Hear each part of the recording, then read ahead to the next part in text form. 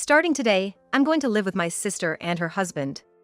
Strangers should just stay in a facility. Suddenly, Tom and my sister-in-law's couple barged into our house and said that. Why do I have to leave this house? That's because we can no longer live together as a couple. What? According to Tom, I've been using him as a homemaker all this time. In other words, I've been suffering from your emotional abuse all along. That's terrible. So sad. My sister-in-law said that exaggeratedly, pretending to wipe tears that weren't there. But I can't take it anymore. I'm leaving you. I'll make sure to get alimony and a fair share of the property. First off, this house. I have the right to it since I've endured such a life for 2 years, right? That's right. Who's going to pay the living expenses of $6,600? The next day, I got frantic calls from my husband and his sister after I was admitted to a luxury facility. My name is Amy, and I just turned 40 a little while ago. I'm a trader, an investor who deals in foreign exchange and stocks. Thanks to that, my job is going well, and it's fair to say I'm quite wealthy. I was born with a chronic illness.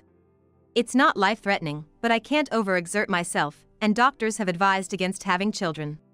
There seems to be a significant risk associated with childbirth for me. My parents never hid this fact from me. Since I was young, I've faced my illness with resolve, and my parents raised me to live life with that awareness. My father, who worked at a securities company, taught me about stocks, which now helps me in my career. My husband's name is Tom, 30 years old. He's 10 years younger than me, and we've been married for 2 years. Our meeting started when Tom came to work as a waiter at my regular restaurant. I thought he was handsome, but it was just a customer-staff relationship. Somehow, he grew fond of me, and we went from friends to lovers, and before I knew it, we were considering marriage. I thought I couldn't go on like this. After all, I have a body that shouldn't have children. Tom is still in his 20s. I can't let someone so young give up the possibility of having his own children just to marry me. I refused his proposal once, saying that. But then, Tom said to me, I proposed because I want to live with Amy. If I wanted children, I would have chosen someone else from the start. Or do you not trust me that much? I was so happy I cried. And I decided to accept the proposal. Right after getting married, Tom started saying this. I'll become a homemaker and take care of everything at home. I don't hate being a waiter, but it's easier for you to work, right? You know I'm good at cooking. Tom really is as good at cooking as he says. He had an interest in food and got into that field for that reason. Though he didn't work in the kitchen, he learned a lot by watching. The first time we really talked was about something like that. My brother works in a restaurant, and when I said he started his own place, Tom got really interested and we had a lively conversation. At that time, Tom said he wanted to own a business someday, so he was eager to hear stories, his eyes sparkling. When I saw those eyes, I thought he was great, but when I asked what he'd do about his dream if he became a homemaker, he replied like this. Do you think you can't own a shop if you're a homemaker? Isn't that disrespectful to people who are full-time homemakers? That's an old-fashioned idea in today's world. Besides, it's lonely being apart, right? I want to spend as much time with Amy as possible. When he's sweet like that, I'm weak, so I agreed to his proposal. I work, and Tom does all the housework. At first, it really worked well. But gradually, Tom stopped doing housework.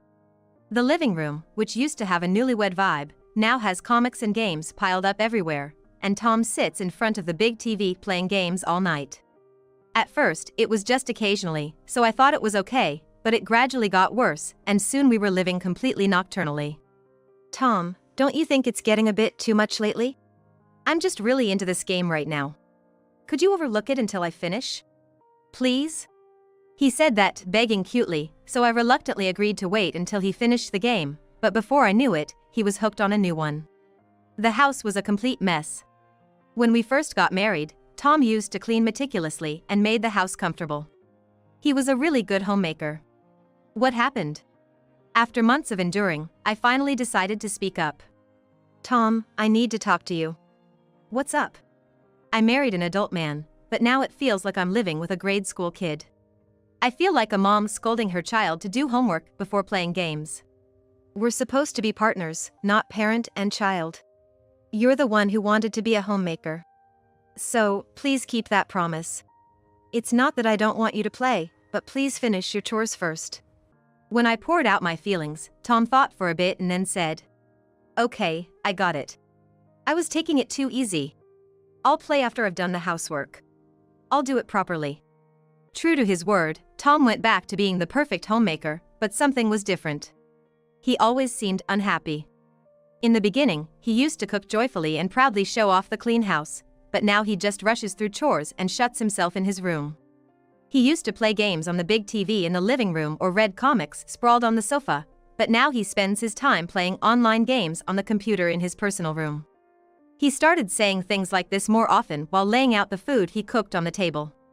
"I have a meeting scheduled with my gaming friend. I don't have time, so please eat alone. I'll wash the dishes if you leave them."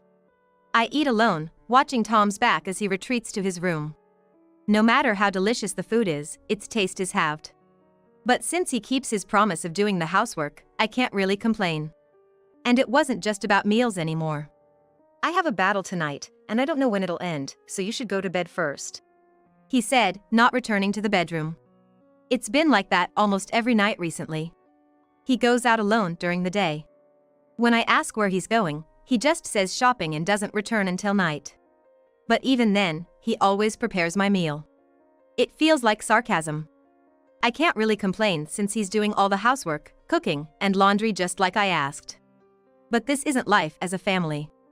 It's like living with a live-in homemaker. We barely even talk now. I just eat the cold meals he's prepared, change into the clean clothes he's washed, and sit listlessly in the clean room. I think I might have been less lonely if I were alone. As I stare at the door to Tom's room and feel tears welling up. I still hope things will settle down and will return to our old life. I've been silently enduring this life for about a year when suddenly, Tom makes a shocking announcement. "We're going to live with my sister and her husband starting today. Strangers should just stay in the facilities." Suddenly, Tom and my sister-in-law and her husband barge into our house and say this. I'm completely baffled. I thought when Tom moved in here after we got married, they moved to the apartment he left. "Wait, Tom, are you moving back to your old apartment?" Confused, I blurt out, but the three of them look at each other and burst into laughter. "No. I'm going to live here with my sister and her husband. You're the one who's leaving." I'm even more confused. "Why do I have to leave this house?" "Because we can't continue as a couple anymore." "What?" According to Tom, I've been exploiting him as a substitute homemaker. "In other words, I've been suffering from your emotional abuse all this time." "That's terrible, Tom. So sad." Madison, his sister, said this with exaggerated pity, pretending to wipe away non-existent tears. "But I can't take it anymore. I'm leaving you. I'll make sure to get alimony and a fair share of the property. First off, this house. I have the right to it since I've endured such a life for 2 years, right?" "Yeah, that's right." Tom kept making these claims, and Madison was quick to back him up. Her husband just stood by, grinning as he watched them. I see. I began to understand what was happening. Perhaps Tom had planned this from the beginning of our marriage. He charmed his way into my life, intending to divorce at a convenient time. As he said, he was planning on getting everything. I had never planned to marry in my life. I knew I couldn't have children. And I wasn't particularly attractive or had a great personality.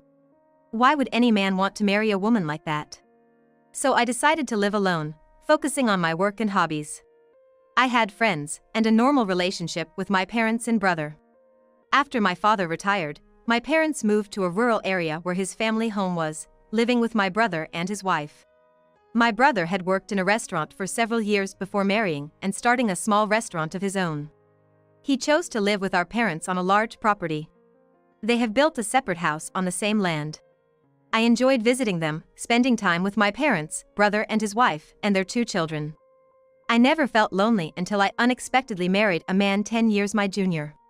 Looking back, it seems I was skillfully manipulated.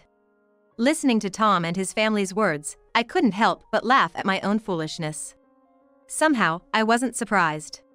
Tom had approached me so suddenly and delved so deeply into my life like a made-up story. Initially wary, I let my guard down to his puppy-like affection. Now, my mind was racing. How could I turn the tables on them? How could I give them a taste of their own medicine? As a trader, my job was to read situations, anticipate the future, and steer things in a favorable direction. I had always won my bets, and I could handle this situation too. I had to. As I looked down, deep in thought, Tom and his family continued to hurl insults. "Hey, why are you so quiet? Come on, start packing. Get ready to leave." Perhaps it was best to leave this house for now. "All right, I'll leave," I said, packing only my essentials. Some clothes, my laptop for work, and a few small items.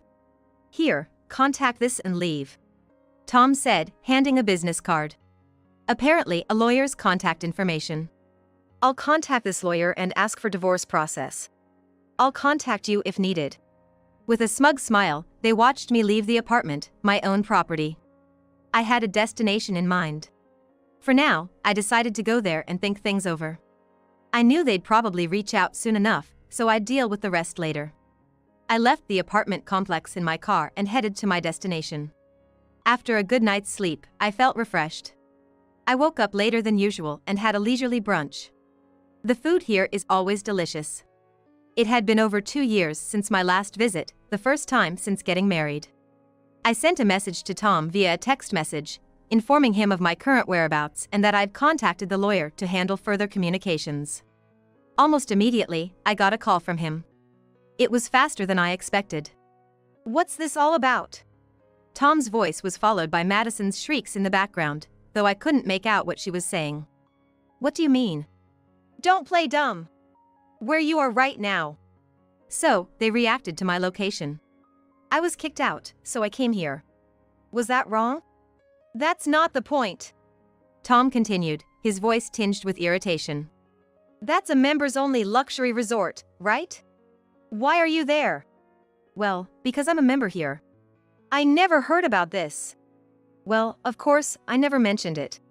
True to Tom's words, this place is quite a luxurious hotel. But it's not just any hotel. It's a high-end accommodation with lifelong care, essentially a luxury nursing facility. It even has an adjoining hospital. You can stay here like a regular hotel, or you can live here like a normal residence if you buy it. To become a resident, it's said to cost at least $4 million, which made quite a buzz in the media. That's probably why Tom looked it up after seeing the name and then called me. "Why are you a member of a place like this?" "Because I paid for the rights here." Tom was making incomprehensible sounds over the phone. "Someone said something about going to a facility, right? So, I decided to live here. You can continue living in the house if you want. Just remember, the rent is $6,800 a month." "What? That's your house, why rent?" "I decided to sell it. I had been thinking about it for a while, and it seems unlikely I'll live there again. I hadn't planned to marry, and I bought this place when it was built to ensure I wouldn't be a burden in my old age. I already owned the apartment I lived in until yesterday, but good facilities like this don't come up for sale often. I took the plunge. I intended to move here when I got older. It's a bit far from the city center, a bit too early for retirement. So, I used it as a vacation home, coming here occasionally for a break. I kept it a secret from almost everyone. Only my accountant and lawyer knew about it." "Give me that place too," Tom suddenly demanded. "It's for my alimony. I'll take that too. Or better yet, give that back, and I'll live there." That's a very convenient statement. His sense of entitlement was astonishing.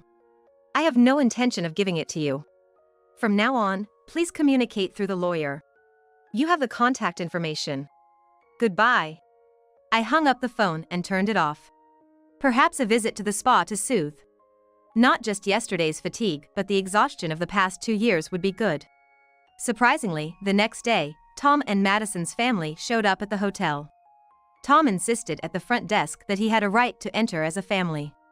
I had requested no unauthorized visitors, and the facility wouldn't just let in guests uninvited. It's a really well-managed place. I considered ignoring them, but didn't want to cause the staff any trouble. Reluctantly, I agreed to meet them in the hotel lobby, where there were other people around, and the concierge close by for assistance if needed. When I asked Tom what he wanted, he gave me a charming smile and said, "Amy, you're really something, keeping a place like this hidden. Why didn't you tell me about it?" "Yeah, why did you keep it a secret?"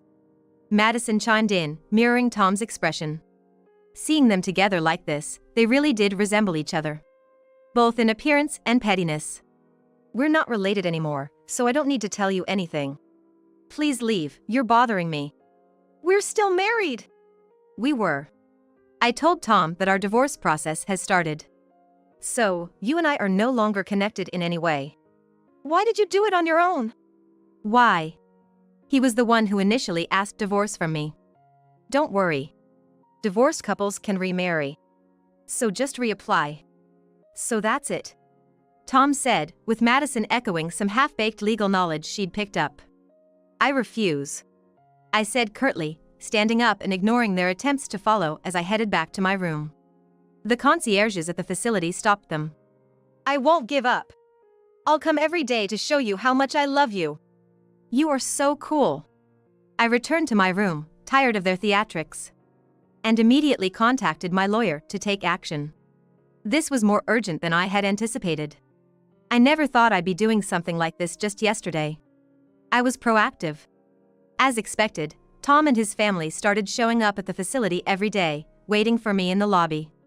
Even after my lawyer issued a restraining order, they resorted to shocking tactics. I was deceived into marrying Amy. I'm demanding alimony. According to him, he didn't know I couldn't have children and wouldn't have married me if he had known, so he was claiming alimony. If I didn't pay, he threatened to report me for marriage fraud. I handed a recording to my lawyer. I proposed to you because I wanted to spend my life with you, Amy. If I wanted children, I would have chosen someone else. Don't you trust me? The recording captured Tom's words when he proposed to me, preserved in perfect clarity. Tom was furious about the recording's existence, but it was simply due to my cautious nature. You never know what might happen in this world. So I've made it a habit to record potentially significant moments. It was just a habit. I, who trusted Tom, would listen to this recording alone, reminiscing about the feelings of that time. Little did I know, it would come in handy like this. Tom then claimed that after we married, he was forced to quit his job and do housework, accusing me of emotional abuse and demanding alimony. If I refused, he threatened to report me for coercion. I submitted another piece of data in response. I'll take care of all the household chores. I don't hate being a waiter, but it's easier for Amy to work, right? You know I'm good at cooking. It was a recording of Tom declaring he'd become a homemaker. Next, Tom demanded compensation for the emotional distress caused by the recordings, threatening to report me for illegal surveillance. Unfortunately for him, there's no such a specific crime. Legal issues arise if the information gained from such surveillance is used to harm someone or if there's a break-in to install devices. But the act of recording itself is not a punishable offense. Frustrated by his failures, Tom finally demanded alimony for the divorce itself, but he was the one who initiated it without any valid reason, even presenting me with a lawyer's contact information. Of course, I also had that conversation recorded. My lawyer explained that, if anything, Tom should be the one paying alimony based on the entire situation. In the end, Tom tearfully begged for at least a share of the property division. I agreed to his request. I'll have the property appraised and the numbers calculated. Please vacate the apartment until then. We'll meet at the lawyer's office once everything is ready. They left quickly, allowing me to sell all the furnishings in the apartment and put it up for sale as I had planned.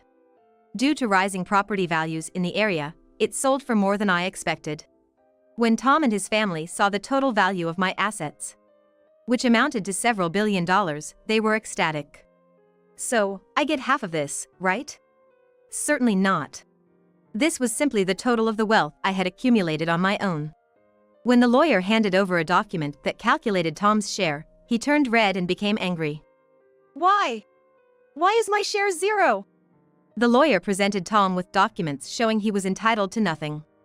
Most of my assets were acquired before our marriage, and he had no claim to them. For the income earned during our marriage, after deducting living expenses, necessary costs, and the alimony I demanded, he actually owed more than he was entitled to. Why do I have to pay alimony? The lawyer explained, showing evidence. Tom had been unfaithful, having an affair with a girl he met in an online game. He told her I was 10 years older with a chronic illness, and he'd inherit all my wealth if something happened to me. The girl, not taking him seriously but enjoying the perks, agreed to testify in exchange for not being sued for alimony. And then, Tom, you also said this. The recording played the testimony of the girl. The contents were as follows. Tom had told her that having children could be life-threatening for me. He planned to cry and beg her to have his child if it came down to it, believing I would do it if I felt it was life or death.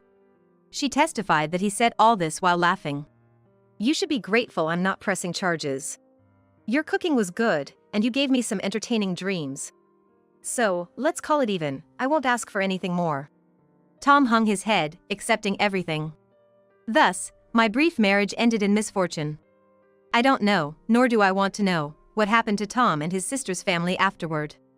As long as they never appear before me again, that's all I need. Pursuing them further would only bring me more misery. Though the experience left me with significant emotional damage, fortunately, I have plenty of money and time to heal. I embarked on a world cruise on a luxury liner. Meeting various people from around the world, seeing different places, and enjoying my time. There were moments of romantic excitement, but I held back, recalling Tom's deceit. I'm not ready to go through that kind of hurt again. That's what I thought. Back in the States, I started a new life. I initially relaxed at the resort hotel but soon grew bored. I'm only 40. I'm still young. Living with a younger Tom made me overly conscious of my age. During my year-long cruise, I met an 80-year-old woman who was still active and looking for new love. Why should I give up everything at half her age? Despite the unfortunate end, falling in love was enjoyable. Why should I let one bad experience dictate giving up on that possibility? That's how I felt. As I pondered this, my phone lit up with a message. It was from a man I met on the cruise. He was visiting me and invited me for dinner. He was traveling with his high school daughter. We got along well, exploring ports together. Maybe having a daughter feels like this. I thought as I recalled our enjoyable time. I eagerly agreed to meet him, feeling a flutter of excitement in my heart. It felt like the start of a new chapter in my life's journey.